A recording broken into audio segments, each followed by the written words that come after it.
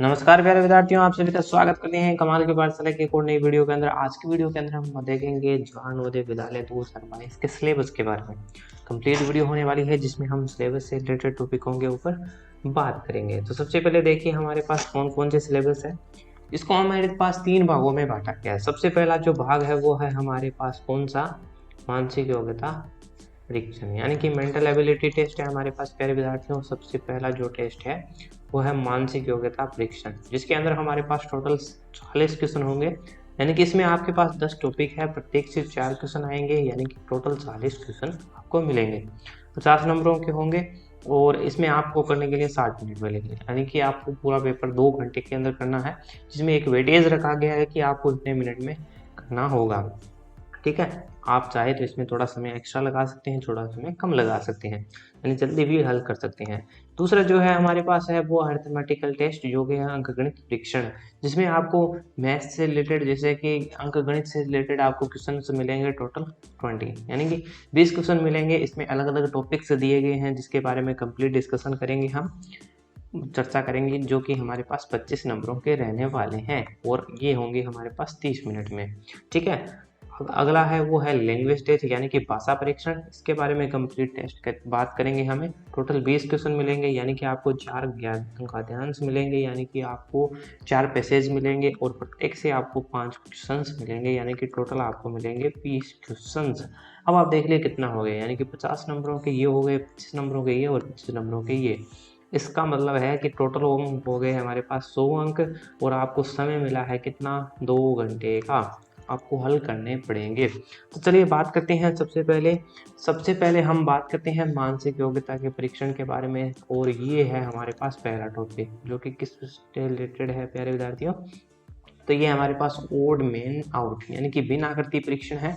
यानी कि आपको 4 ऑप्शन दिए गए हैं, जैसे कि ए है, बी है, सी है और डी है। यानी कि 4 ऑप्शन से दिए गए हैं, इनमें आपको सबसे बिन आकृति का चुनाव करना है। तो यहाँ पे देखिए सबसे पहले हमारे पास अगर आप कौन कौन से तो शब्द आ रहे हैं, टी आई सी। पहली आकृति में हमारे पास टी है, आई है और सी है। दूसरी आकृति में हमारे पास सी है, टी है और आई है। तीसरी आकृति में हमारे पास टी है, सी है लेकिन आई नहीं है, तो सबसे भिन्न हो गया ना सी ऑप्शन। अगर हम चौथे ऑप्शन की बात करें तो भी इसमें आपके पास आई आ रहा है, टी आ रहा है और सी आ रहा है, यानी कि इसमें जो है वो ई भिन्न आ गया है। तो इस प्रकार से आपको अलग अलग प्रकार के क्वेश्चंस मिलेंगे। कितने टोटल क्वेश्चन मिलेंगे, 4 क्वेश्चन इस टॉपिक से। और आपको अलग अलग प्रकार से हो सकता है इसमें आकृतियां आ जाए, सिंबल्स की बजाय अलग अलग प्रकार से बनेंगे, जिसको हम कंप्लीटली डिस्कशन करने वाले हैं। दूसरा नंबर हमारे पास है फिंगर मैचिंग, यानी कि समान आकृति का आपको मिलान करना है। आपके पास कुल 4 आकृतियां, जैसे कि ABCD हमारे पास आकृतियां दी गई है, ए है, बी है, सी है और डी है। इन सभी आकृतियों में से आपको समान आकृति का चुनाव करना है, यानी कि इसके जैसी आकृति इन ऑप्शंस में कौन सी है, ये चीज़ आपको बतानी है। तो सबसे पहले देखिए हमारे पास 4 कोनों का चुनाव कर लेते हैं। 1 नंबर ये है हमारे पास हो गया, 2 नंबर ये हो गया। ठीक है, अब इसको लेके हम चलते हैं। तो सबसे पहले बात करें 1 नंबर कोना मिलान करेंगे, तो ये इससे नहीं मिल रहा है, यानी कि ये ऑप्शन नहीं हो सकता। ये इसमें भी नहीं मिल रहा है, इसके लिए ये भी ऑप्शन नहीं हो सकता। इसमें मिल रहा है और इसमें भी मिल रहा है। अब चलिए हम 2 नंबर की बात करें। 2 नंबर यहाँ पे है लेकिन यहाँ पे नहीं है, तो कौन सा ऑप्शन सही हो गया हमारे पास, ऑप्शन नंबर सी।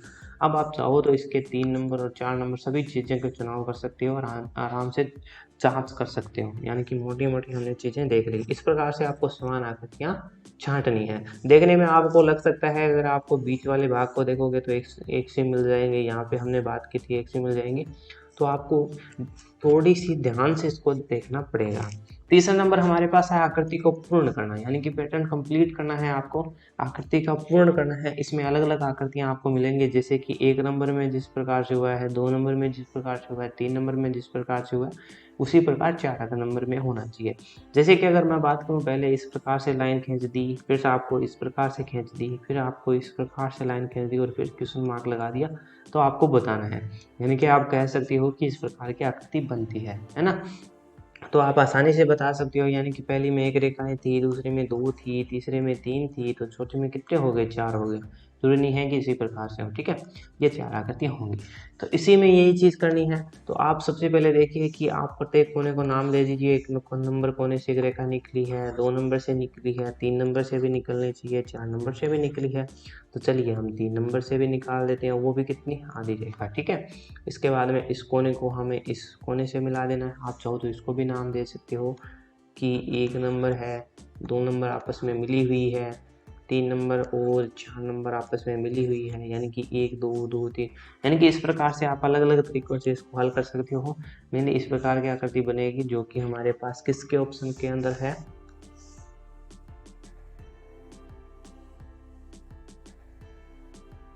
ये हमारे पास सी ऑप्शन में है ना। तो इस प्रकार के जो आकृति हमारे पास सी ऑप्शन के अंदर है, तो इसका आंसर सी हो जाएगा, बिल्कुल सही आंसर।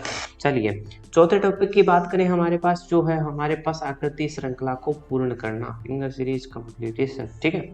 इसमें आपको अलग अलग प्रकार के क्वेश्चन देखने को मिलेंगे, यानी कि आपको अलग अलग आकृतियाँ मिलेंगी जिसको हमें क्या करना है, पूरा करना है, ठीक है। अब आप देखिए कि जो इस प्रकार से हम बात करें, यहाँ से इस प्रकार से हमारे पास आकृति हो गई। अगले में ये हमारे पास इस प्रकार से चलता चलता यहाँ तक पहुँच गया, और इससे अगले में हमारे पास इस प्रकार से चलता चलता यहाँ तक पहुँच जाएगा। जिस प्रकार से आप देख सकते हो, चारों आकृतियाँ हैं जहाँ पे हमें ये चीज़ देखने को मिल रही है। इन चारों आकृतियों में वही चीज़ मिल रही है, और कुछ समानताएं भी मिल रही है, जैसे कि गोलों का निशान हमें यहाँ पे सभी के अंदर समान देखने को मिल रहा है प्यारे विद्यार्थियों। यानी कि इसके अंदर भी गोला है, इसके अंदर भी गोला है, इसके अंदर भी गोला है, यानी कि यहाँ पे देखिए ये चीज़ें समान हैं। हमें केवल ये चीज़ जांच करनी है, यहाँ का जो भाग है उसकी जांच करनी है हमें, ठीक है। तो सबसे पहले देखिए कि जब हमारे पास इसमें था तो इस दिशा में थी रेखाएं, अब यहाँ पे जब बना तो इस रेखाएं इस दिशा में हो गई, जब यहाँ पे बना तो फिर से इसी रेखाएं इसी दिशा में हो गई। इसका मतलब है कि जब यहाँ पे बनेगा तो रेखाएं इस दिशा में होंगी। किसमें ऑप्शन में है, ऑप्शन नंबर बी में। तो इस प्रकार से हो गया। आपको अलग अलग तरीके से मिलेंगे, इन क्वेश्चनों को हम बिल्कुल हल करेंगे। तो ये हो गए हमारे पास 4 नंबर। 5 नंबर जो कि है हमारे पास समानता, यानी कि जो हमारे पास 1 नंबर की समानता 2 नंबर चित्र से है, यानी कि जो संबंध इस आकृति का इस आकृति से है, वही संबंध हमारे पास 3 नंबर आकृति का किससे होना चाहिए, 4 नंबर आकृति के साथ। तो इस प्रकार से हमारे पास होना चाहिए संबंध जो कि हमारे पास है, ठीक है। यानी कि सबसे पहले आप क्या देखोगे कि इसमें जो रेखांकित भाग था वो हमारे पास अगली आकृति आई है, और जो अन्य था उस भाग को पूरे को हटा दिया है। तो वही चीज़ हमें करनी है, रेखांकित भाग को हम ले लेंगे तो ये हमारे पास एक त्रिभुज की आकृति बनेगी जो कि हमारे पास क्या है, उल्टा है बिल्कुल। तो इसका कौन सा ऑप्शन हो गया, ऑप्शन नंबर बी इसका राइट आंसर हो गया, ठीक है। इसमें देखिए जो आकृति हमारे पास यहाँ थी वही तो आकृति इसने बाहर निकाली है, तो बिल्कुल हम यही आकृति इसको बाहर निकाल लेंगे। अगला देखिए, अगला क्वेश्चन जो है वो है हमारे पास ज्यामितीय आकृति पूर्ति, यानी कि ज्यामितीय आकृति होगी। इसमें सबसे पहले हमारे पास हो सकता है, हमारे पास एक रेक्टेंगल यानी कि त्रिभुज हो, दूसरा हमारे पास हो सकता है वर्ग हो यानी कि स्क्वायर हो, और तीसरा हमारे पास सर्कल यानी कि गोला हो सकता है, यानी कि वृत्त कह दें हम इसको, वृत्त, ठीक है। कहने का मतलब है कि त्रिभुज की आकृति हो सकती है, वर्ग की आकृति हो सकती है, गोले की आकृति हो सकती है, जिसको हमें पूरा करना है। तो सबसे पहले देखिए यहाँ पे हमने जो एग्जाम्पल लिया वो एक त्रिभुज की आकृति का लिया है। इसको हमें यहाँ से इसको मिला देंगे, और यहाँ से भी हमें एक भाग की आवश्यकता पड़ेगी इस प्रकार का, और ये चीज़ की जरूरत पड़ेगी, यानी कि इतने इस टुकड़े की आवश्यकता पड़ेगी। ये टुकड़ा कौन से ऑप्शन में है, तो ये ऑप्शन नंबर सी में है। तो ये हमारे पास आंसर हो जाएगा। आप चाहो तो इसको रख के देखोगे तो यहाँ पे ये भाग और ये भाग खाली रह जाएगा, है ना। इस कोरे को हम नहीं रख सकते यहाँ पे, इसको अगर हम रखेंगे तो इस प्रकार से ये बन जाएगा, है ना। तो यहाँ पे अगर इस प्रकार से अगर ये बनता है तो ये जो भाग है हमारे पास, ये जो भाग है वो खाली रह गया, है ना। इस प्रकार से ये जो भाग है हमारे पास रिक्त रह गया, ठीक है। अब इस प्रकार से हमें आकृतियां पूर्ण बनानी है। 7वां नंबर है वो है दर्पण प्रतिबिंब, यानी कि जब आप कोई भी चीज़ यानी कि शीशे के सामने रखते हो तो वो किस प्रकार के दिखाई देती है। इसके आपको प्रैक्टिकल करके भी देख सकते हो। आपके पास एक शीशा होगा, उसके अंदर अलग अलग वस्तुओं को रख कर देखिए और अनुमान लगाइए कि आपको कौन सी चीज़ किस प्रकार से दिखाई देती है ना। अच्छे से समझ में सकोगे इसे। इसको करने के लिए हम क्या करेंगे, प्रत्येक को नंबर देंगे। यानी कि इस बॉक्स को मैंने 1 नंबर नाम दे दिया, इस बॉक्स को 2 नंबर नाम दे दिया, इस बॉक्स को हमने 3 नंबर नाम दे दिया और इस बॉक्स को हमने कितना नंबर दे दिया, 4 नंबर। अब एक चीज़ देखिए कि अगर हमारे पास जो चीज़ दर्पण के जितना नज़दीक है वो चीज़ हमें वो ही नज़दीक हमें दिखाई देती है ना प्यारे विद्यार्थियों। यही चीज़ है ना, अगर आप 2 कलर के पेन पकड़ोगे, अगर दर्पण में देखोगे तो अगर आपने अगर नीली कैप वाला पेन आगे रखा है पीछे, यानी कि दर्पण है आपके पास इस प्रकार से, तो यहाँ पे जो पेन रखा है वो तो है नीला, यहाँ पे जो रखा है वो है लाल आपके पास। अगर आप दर्पण में देखोगे तो यहाँ पे आपको पहले नीला दिखाई देगा, यानी कि जो चीज़ दर्पण के जितने नज़दीक है वो उतनी नज़दीक दिखाई देगी, फिर हमारे पास लाल पेन दिखाई देगा। ये तो होता है ना। तो आप इसमें प्रैक्टिकल भी करके देख सकते हो कौन सी चीज़ हमें कितनी नज़दीक दिखाई देती है। यानी कि सबसे पहले हमें क्या सी आकृति दिखाई देगी, 2 नंबर आकृति, इसके बाद में हमें 1 नंबर आकृति दिखाई देगी, इसी प्रकार हमें सबसे पहले 3 नंबर आकृति दिखाई देगी और फिर हमें 4 नंबर आकृति दिखाई देगी।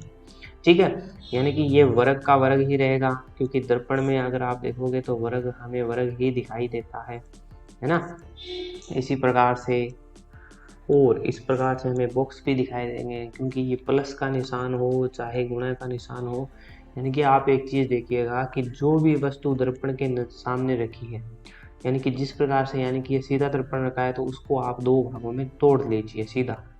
यानी कि प्लस का निशान था, इसको भी आप 2 भागों में तोड़ सकते हो। तो एक आकृति हमें इस प्रकार से और एक आकृति हमें इस प्रकार से, यानी कि दोनों समान आकृतियाँ प्राप्त होनी चाहिए, थोड़ी भिन्न होगी तो भी चलेगी। यानी कि इसका दर्पण प्रतिबिंब समान प्राप्त होता है हमें। ठीक है, अब देखिए सबसे पहले यहाँ पे गोला दिखाई देगा, गोला हमारे पास यहाँ पे ये स्थान खाली रहेगा, यहाँ पे एक्स का निशान दिखाई देगा और ये रेखाएं इस प्रकार से, और ये आकृति हमारे पास ए नंबर ऑप्शन में है, तो ये हमारे पास इसका सही आंसर हो जाएगा। पूरी डिटेल से हम दर्पण को पढ़ेंगे, जहाँ पे हम बारीकी से जानेंगे कि दर्पण के किस प्रकार से आकृतियाँ बनती है। ठीक है, 8वां नंबर हमारे पास टॉपिक है वो है कागज के टुकड़ों का रिलेटेड, यानी कि कागज को मोड़ना है, काटना है, इस प्रकार से हमें पंच होल में पैटर्न है, इस प्रकार से हमें देखना है। ठीक है, इसमें हो सकता है कि आपको एक गोला भी दे दिया जाए, यानी कि कागज के टुकड़े को गोलाकार काट के फिर आपको दे दिया जाए और पूछ लिया जाए किस प्रकार से करेंगे।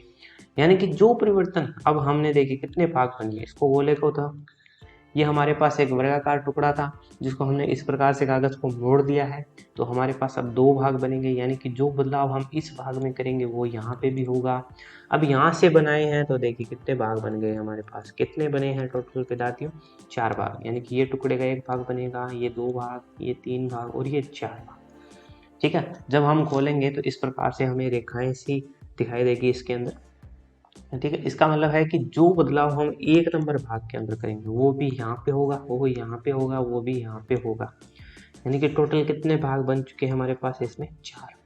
ठीक है, और बदलाव हमने कितने किए हैं, 2, यानी कि 2 टुकड़ों को हमने काटा है, यानी कि 2 बदलाव किए हैं, 4 भाग है, तो टोटल 8 बदलाव हमें दिखाई देने चाहिए। ठीक है, और वो भी हमारे पास क्या, किनारों पे। ठीक है, अंदर से हमने नहीं काटा है तो कहीं भी अंदर हमें बदलाव दिखाई नहीं देना चाहिए। इसमें अंदर बदलाव हो रहा है ये ऑप्शन नहीं हो सकता। और दूसरी बात करें तो इसमें 1 2 3 4 और 5 6, इसको यानी कि 6 बदलाव देखने को मिलते हैं। दूसरा इसमें 8 बदलाव देखने को मिलते हैं, लेकिन ये सभी के सभी क्या है, अंदर की ओर। अब मैं 8 क्यों कह रहा हूँ तो ध्यान से देखिए प्यारे विद्यार्थियों, एक ये है और एक ये है। अब अगर हम दोनों को मिला देंगे तो इसी प्रकार की आकृति मिलेगी ना, तो ये 8 हो गए। इसी के अंदर हमें 8 बदलाव देखने को मिलते हैं, सी ऑप्शन इसका राइट आंसर हो जाएगा, क्योंकि डी में हमें केवल 4 बदलाव देखने को मिलते हैं। यानी कि आप यहाँ से काटा है तो ये यहाँ से भी कट जाएगा, और अगली बार इसको जब आप खोलोगे तो यहाँ से भी कट जाएगा। ठीक है, एक तरीका तो ये हो गया, और अलग अलग तरीके हैं जो कि हम सीखेंगे पूरी वीडियो के अंदर। 9वां देखिए, जिसको हम स्पेस विजुअलाइजेशन कहते हैं, यानी कि आकृति का निर्माण कहते हैं। ठीक है, आकृति निर्माण कैसे, हमारे पास कुछ टुकड़े दे दिए जाएंगे, अलग अलग प्रकार के टुकड़े होंगे अलग अलग साइज के, उनको हमें मिला के एक आकृति का निर्माण करना है, और वो आकृति कैसी दिखाई देगी ये चीज़ हमें बतानी है। सबसे पहले देखिए हमारे पास यहाँ पे आकृतियों को ध्यान से देखना है आपको, कौन सी छोटी है कौन सी बड़ी है वो चीज़ें भी देखनी है। तो यहाँ पे क्या है, हमारे पास त्रिभुजों की संख्या कितनी होनी चाहिए, केवल 2 है। ठीक है, त्रिभुजों की संख्या इसमें केवल कितनी है, 2 है, आपके पास दिखाई दे रहे होंगे। और एक अलग प्रकार की आकृति आ रही है, ये तो न एक वर्ग है न ही एक आयत है। ठीक है, आकृतियाँ टोटल कितनी हैं हमारे पास, आकृतियाँ यहाँ पे कितनी हैं, तो आकृति हमारे पास है 3। अब इसमें देखिए 1 2 3 और 4 आकृतियाँ मिल जाएगी, ये ऑप्शन नहीं हो सकता। यहाँ पे हम देखेंगे 1 नंबर आकृति, 2 नंबर आकृति और 3 नंबर आकृति मिल रही है, तो ये जो है वो बी आंसर इसका राइट आंसर हो जाएगा, अन्य आंसर नहीं होंगे। इसमें आप देखिए तीनों के तीनों जो हमारे पास क्या हो रहे हैं, तीनों के तीनों त्रिभुज प्राप्त हो रहे हैं, लेकिन हमारे पास त्रिभुज कितने थे, केवल 2। अगले में 2 त्रिभुज जरूर हैं, लेकिन यहाँ पे जो हमारे पास आ रही है वो आ रही है आयत की, और हमें पता है कि हमारे पास कोई आयत की आकृति नहीं थी। इस प्रकार से आपको अलग अलग प्रकार की आकृतियां दे दी जाएंगी जिनमें निर्माण करना है। बड़े ही ध्यान से देखना है कि हमारे पास ऑप्शन में कौन कौन सी चीजें हैं, ठीक है। और 10वां टॉपिक है जो मानसिक योग्यता के रिलेटेड 10वां लास्ट टॉपिक है, उसमें आपको एक छिपी हुई आकृति दिखाई देगी। यहाँ पे एक प्रश्न चित्र में आपको एक आकृति दे दी जाएगी और उसको आपको उत्तर आकृति में से ढूंढना पड़ेगा, यानी कि छिपी हुई आकृति। यहाँ पे अगर बात करें तो ये रही बी के अंदर छिपी हुई आकृति, ठीक है। यहाँ पे आप देख सकते हो आसानी से, इसमें नहीं मिल रही है, इसमें भी नहीं मिल रही है, इसमें नहीं मिल रही है, इसका ये ऑप्शन नहीं हो जाएगा। इसी प्रकार के अलग अलग क्वेश्चन देखने को मिलेंगे, जैसे कि इस प्रकार की आकृतियाँ आपको ढूंढ के निकालना होगा, जैसे कि आपको इस प्रकार से दे दी जाएगी, है ना। अलग अलग प्रकार से आकृति दे दी जाएंगी जिनमें आपको छिपी हुई आकृतियाँ निकालनी होगी। तो ये थे मानसिक योग्यता के टोटल 10 टॉपिक, जिनमें से प्रत्येक में से आपको 4 क्वेश्चन देखने को मिलेंगे, यानी कि टोटल 40 क्वेश्चन आपको प्राप्त होंगे, जिनके अंकभार कितना है, 50 अंकों के हैं। नेक्स्ट देखिए हम बात करेंगे अंक गणित के। अंक गणित से रिलेटेड टॉपिक है, सबसे पहला टॉपिक है वो है हमारे पास नंबर्स एंड नंबर सिस्टम, यानी कि संख्या पद्धति है, जिसके बारे में हम कंप्लीट जानेंगे, यानी कि नेचुरल नंबर, प्राकृतिक संख्याएं, ऐसे बहुत सारे क्वेश्चंस बनते हैं। यानी कि सबसे पहला टॉपिक है आपके पास है नेचुरल नंबर। नंबर सिस्टम है, संख्या पद्धति के बारे में आपको जानना पड़ेगा, यानी कि 4 fundamental operation on whole numbers, यानी कि पूर्ण संख्या पर आधारित संक्रियाएं होगी अलग अलग प्रकार के, जिसके बारे में हम जानेंगे, ठीक है। जिसमें हमारे पास अलग अलग प्रकार के जैसे अंकों के ऊपर क्वेश्चंस बनेंगे, उसको हम देखेंगे। तीसरा नंबर टॉपिक है वो है हमारे पास फ्रैक्शन नंबर एवं 4 फंडामेंटल ऑपरेशन ऑन देम, यानी कि भिन्न और भिन्नों पर आधारित मूलभूत संक्रियाएं होंगी। किस प्रकार से, जैसे कि a/b हमारे पास भिन्न है, इस पे हमारे पास अलग अलग प्रकार के जो क्वेश्चंस बनेंगे उनको देखेंगे। अब चौथा टॉपिक है हमारे पास factors and multiples including their properties, यानी कि गुणनखंड गुणज एवं उनके गुणन के बारे में, जिसमें हम अलग अलग प्रकार के गुणनखंडों के बारे में जानेंगे, फैक्टर्स के बारे में जानेंगे, उसके बारे में पूरी चर्चा करेंगे, ठीक है। कुछ एग्जाम्पल भी देखेंगे हमारे पास टॉपिक है में। 5वां टॉपिक है वो है हमारे पास एलसीएम और एचसीएफ, यानी कि लघुत्तम समापत्ति और महत्तम समापत्ति के बारे में जानेंगे, पूरी डिटेल से देखेंगे। छठा टॉपिक हमारे पास डेसिमल है, यानी कि दशमलव और दशमलव पर आधारित संक्रियाओं के बारे में जानेंगे, जैसे कि 2.10 है, इसको हम क्या लिख सकते हैं दशमलव के बाद में, अगर किसी संख्या में हमने 10 से भाग दे दिया है। ज़्यादातर क्वेश्चन ये आते हैं कि अगर आप जैसे हमने 34 × 10 करेंगे तो हमारे पास 340 आते हैं, तो 3.4 × 10 करेंगे तो हमारे पास क्या होगा, ठीक है। इस प्रकार के डेसिमल्स के अंदर ज़्यादातर क्वेश्चन पूछे जाते हैं, अलग अलग प्रकार के क्वेश्चन हैं, सभी के बारे में देखेंगे। 7वां नंबर टॉपिक देखिए, conversion of fractions to decimal and vice versa, ठीक है। यानी कि भिन्नों को दशमलव में बदलना और दशमलव को भिन्नों में बदलना आपको आना चाहिए, यानी कि अगर आपके पास मान लीजिए 13 का है कि 3/10 है, जिसको हमने 0.3 लिख सकते हैं, तो इसको आप इसमें बदल सकते हो या इसमें बदलने के लिए आपको कहा जा सकता है। इसके बारे में देखेंगे हमारे पास है। और मेजरमेंट्स करना है आपको, लेंथ है, मास है, कैपेसिटी है, टाइम है, मनी है, इसमें अलग अलग प्रकार से, जैसे कि मापन हो चाहिए हमारे पास, जैसे कि हमारे पास लंबाई है, द्रव्यमान है, क्षमता है, समय है, धन है, और इसे अलग क्वेश्चन भी है, यानी कि अलग अलग प्रकार की अनेक राशियाँ हैं जिसके बारे में भी हमें पता होना चाहिए। 9वां नंबर हमारे पास जो टॉपिक है वो है हमारे पास चाल, समय और दूरी, यानी कि डिस्टेंस, टाइम और स्पीड के बारे में हमें चीज़ के बारे में पता होना चाहिए, ठीक है। इसका रिलेटेड हम बात करेंगे। व्यंजक का सैनिक मान क्या होता है, इसके बारे में भी देखेंगे, सैनिक मान के बारे में। संख्यात्मक व्यंजनों का सरलीकरण किस प्रकार से करते हैं, ये भी हमारे पास टॉपिक है। 12वां नंबर टॉपिक है हमारे पास परसेंटेज और इसके एप्लीकेशंस के बारे में, यानी कि प्रतिशतता क्या होती है और इसके अनुप्रयोग। इसके बाद में हमारे पास है प्रॉफिट एंड लॉस, यानी कि 13 नंबर है हमारे पास प्रॉफिट एंड लॉस, लाभ और हानि, किस प्रकार से किसी वस्तु को बेचने पर लाभ होता है या हानि होती है, इस चीज़ के बारे में हमें बताना चाहिए। 14 नंबर टॉपिक हमारे पास है साधारण ब्याज के बारे में, यानी कि अगर आप कोई राशि ऋण के रूप में लेते हो, यानी कि ब्याज के रूप में लेते हो, तो 1 वर्ष के बाद, 3 महीने के बाद, यानी कि आप जब उसको लौटाओगे तो कितने अदा करोगे। यानी कि आप मान लीजिए 1000 रुपये लिए थे और आपने 1 साल बाद उसको 1200 रुपये लौटाए, तो आपको बताना है कि कितने % के ब्याज से आपने ब्याज दिया, या इस दर से आपको 1 साल बाद में कितने रुपये लौटाओगे। इस प्रकार के क्वेश्चन, अलग अलग प्रकार के क्वेश्चन हैं। 15वां नंबर टॉपिक हमारे पास है पेरीमीटर्स, एरिया एंड वॉल्यूम, यानी कि क्षेत्रफल है, परिमाप है और आयतन है। इसके बारे में हमें जानेंगे। ये तो कुछ टॉपिक्स। इसके बाद में भी आपके पास कुछ रह जाता है, जैसे कि हमारे पास धारणाओं तथा उनसे संबंधित दक्षताओं के बोध एवं अनुप्रयोग के परीक्षण पर अधिक बल दिया गया है। अंकगणित परीक्षा में आने वाले संभावित प्रश्नों को कुछ उदाहरण दिए गए हैं, जैसे कि बोध का परीक्षण कराना है। तो ये टोटल 15 टॉपिक थे जिनसे हमें 20 क्वेश्चन मिलेंगे। ये नहीं है, 15 टॉपिक है जिनमें से हमें टोटल 20 क्वेश्चन देखने को मिलेंगे। सबसे पहले हमारे पास देखिए अभाज्य गुणनखंडों के बारे में बताना है। तो यहाँ पे इसका जो है वो डी बिल्कुल हो जाएगा। अभाज्य संख्याओं के बारे में सबसे पहले आपको पता होना चाहिए, फिर आप इसके आसानी से गुणनखंड कर सकते हो, जिसको हम देखेंगे।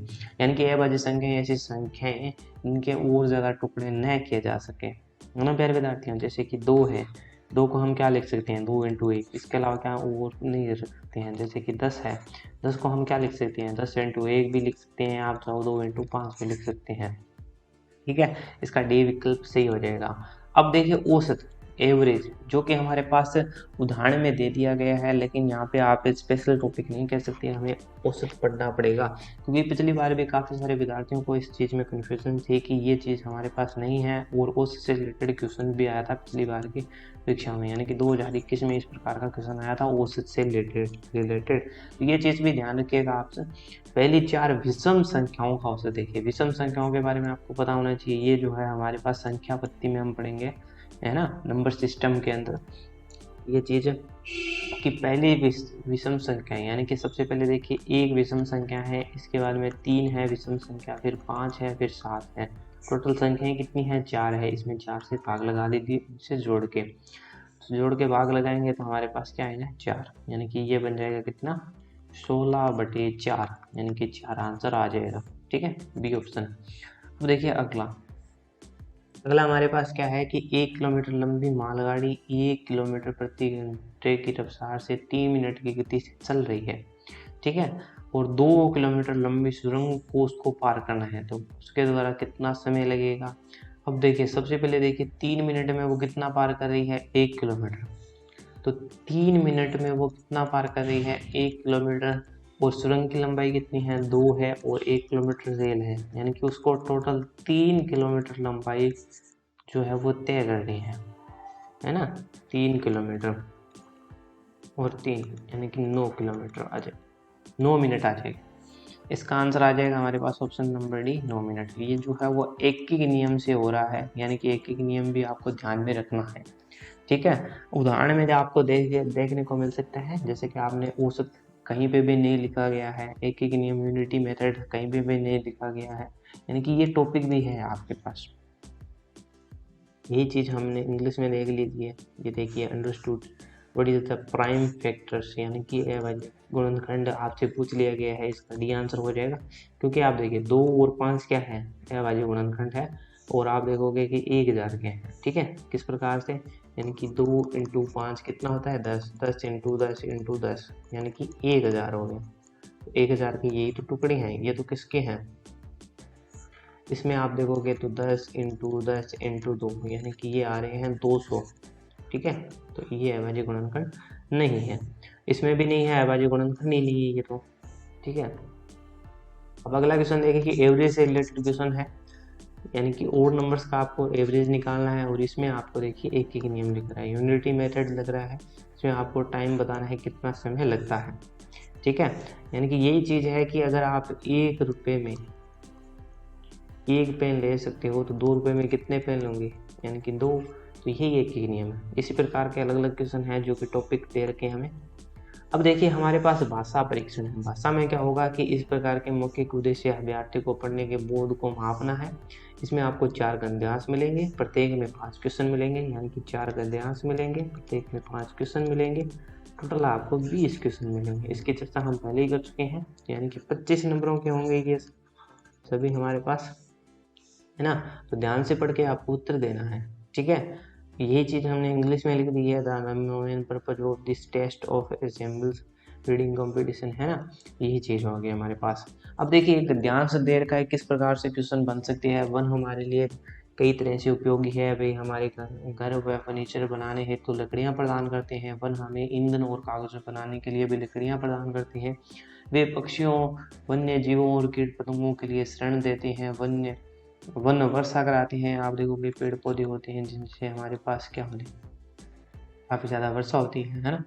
पारिस्थितिकी तंत्र के संरक्षण के लिए जंगलों का हितावती महत्वपूर्ण है। एक निर्विवाद व स्थापित तथ्य है कि हमारे पारिस्थितिकी तंत्र को ध्यान रखना होगा। यानी कि अलग अलग हमारे पास एक गद्यांश दिया गया है, इससे हमारे पास काफ़ी सारे क्वेश्चंस दिए गए हैं, जैसे कि 5 क्वेश्चन है। इसकी तंत्र की सुरक्षा है तो खालिस्तान का अस्तित्व अनिवार्य है। तो किसका अनिवार्य है, वन का।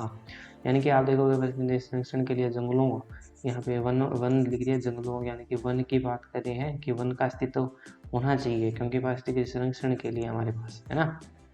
संरक्षण का विलोम शब्द देखिए, ये जो है वो व्याकरण का है,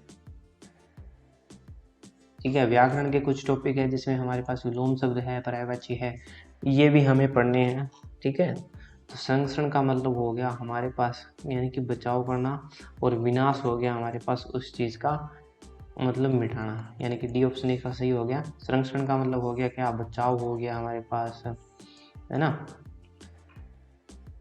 तीसरा क्वेश्चन देख लिया, निम्नलिखित में कौन सा शब्द बुद्धिमानिता का पर्याय नहीं है, ठीक है। इसका बी ऑप्शन हो जाएगा हमारे पास, आशीष पता।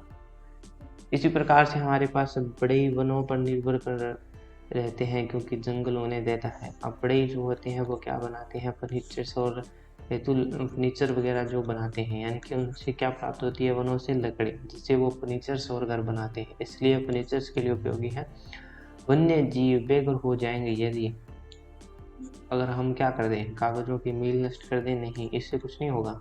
वनों को अगर नष्ट कर देते हैं तो इसका सी ऑप्शन हो जाएगा ना, बेघर हो जाएंगे, ठीक है। वही चीज़ें हमने यहाँ पे पढ़ी है ना, कि पशु पक्षी है, वन्य जीव है, कीट पतंग है, जो कि किसी लिए शरण देते हैं, यानी कि वन इनको शरण देते हैं। अगर वनों का विनाश हो जाएगा तो क्या हो गया, बेघर हो जाएंगे ना। अब यही पैसेज जो है वो इंग्लिश में आपको देखने को मिलेगा, यानी कि आप देख सकती हो वही चीज़ें हमारे पास। अब यहाँ पे जो हो गई वो अपोजिशन बोल लिया है, एंटोनिम्स बोल लिया है, हमारे पास कौन सा होगा। इसी प्रकार से आप इन क्वेश्चनों को हल कर सकते हो प्यारे विद्यार्थियों, यानी कि सिनोनिम्स ऑफ वाइज, ठीक है। अब देखिए ग्रामर से रिलेटेड टॉपिक्स हमारे पास, यहाँ पे हम बात कर सकते हैं हमारे पास, जैसे संज्ञा है जिसको हम नाउन कह सकते हैं, सर्वनाम है हमारे पास, है ना, विशेषण है। ज़्यादातर आपके पास जो टॉपिक पूछे जाएंगे वो कौन से होंगे, विलोम शब्द, या आपसे पूछे जाएंगे, यानी कि सिनोनिम्स जैसे हो गए, एंटोनिम हो गए प्यारे विद्यार्थियों, और वर्ड मीनिंग हो गए।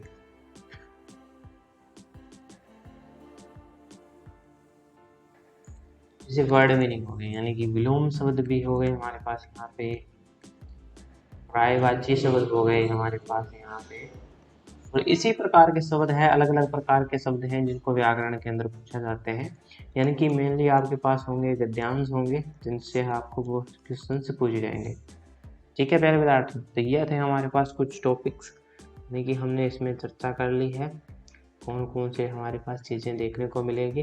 तो टोटल हमारे पास 3 भागों में बांटा गया है, यानी कि 1 नंबर भाग, 2 नंबर भाग और 3 नंबर भाग, और तीनों भाग से मिला के हमारे पास एक क्वेश्चन पेपर बनता है जिसको हमें कुल 2 घंटे के अंदर हल करना होगा, यानी कि 2 घंटे का हमें समय मिलेगा जिसमें हमें इसको हल करना होगा, ठीक है प्यारे विद्यार्थियों। हम मिलते हैं अगले क्वेश्चन वीडियो के अंदर। अगर आपके कुछ क्वेश्चन हैं तो आप कमेंट बॉक्स के अंदर पूछ सकते हैं, आपको नवोदय विद्यालय से रिलेटेड सभी क्लासेस इसी चैनल पे आपको कमाल की पाठशाला के अंदर मिल जाएगी।